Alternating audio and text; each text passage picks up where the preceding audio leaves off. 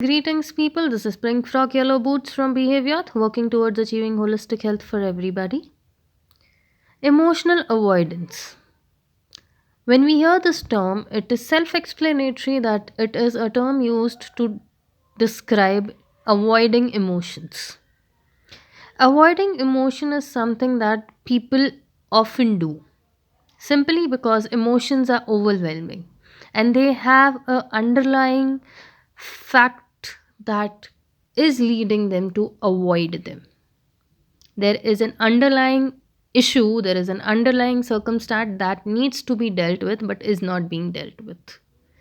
So emotional avoidance is a defense mechanism used to protect ourselves from dealing with things that are difficult or will take a lot of time and effort that we don't have in that moment. Speaking of which, emotional avoidance for a long time can lead to a lot of disturbance in your body, as avoiding the emotions and the underlying issues will gradually start showing up in your body. They'll become bigger issues in life, they will become behavior patterns, personality issues that are not healthy for your living. So, how does avoidance show up in our body? Speaking of which, avoidance is basically going to show up as body pains and aches. It shows up as insomnia, where you don't get enough sleep when you are not able to sleep in particular. It can also affect the autoimmune system and result in disorders for the same. There could be heart diseases based on the repressed emotion, the avoided emotions. You can suffer from headache, which is the most s- prominently seen issue. Anytime you have a headache, anytime you are going through stress or some difficult situation comes up, the first thing usually that is encountered is a headache. Intestinal problem, bowel disorder.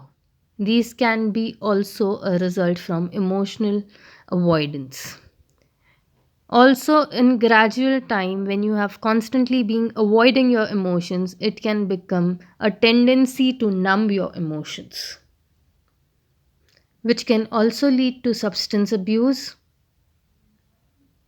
that is, using of substance, be it alcohol, be it nicotine, be it any drugs. And lastly, it can also result in self harm. Self harm is harming yourself, cutting yourself, burning yourself, starving yourself.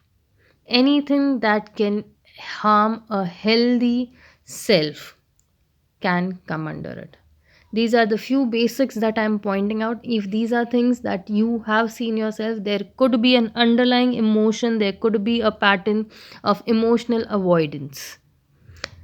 How to deal with them, how to be more open to rectify this is recognizing and accepting the avoidance in the first place. It is important to accept the fact that there are emotions that we are not ready to deal, that we are avoiding. Next is being open to feel uncomfortable emotions. A lot of time we don't deal with things simply because it will cause us to feel things that we don't know how to deal with.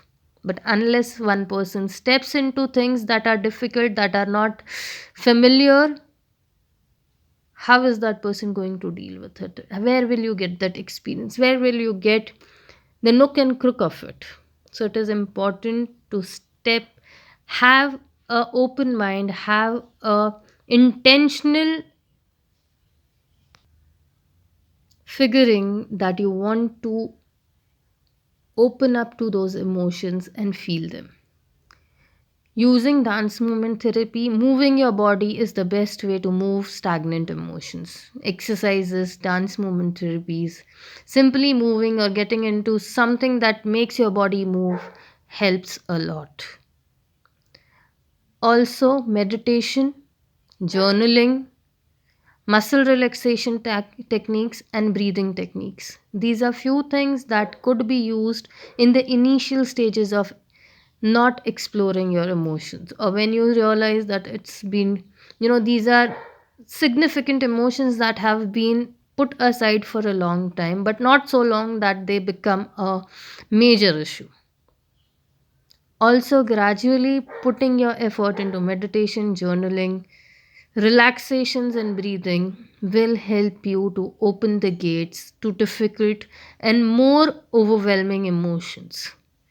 Gradually, it is important that a conscious effort needs to be made for a healthy and happy living.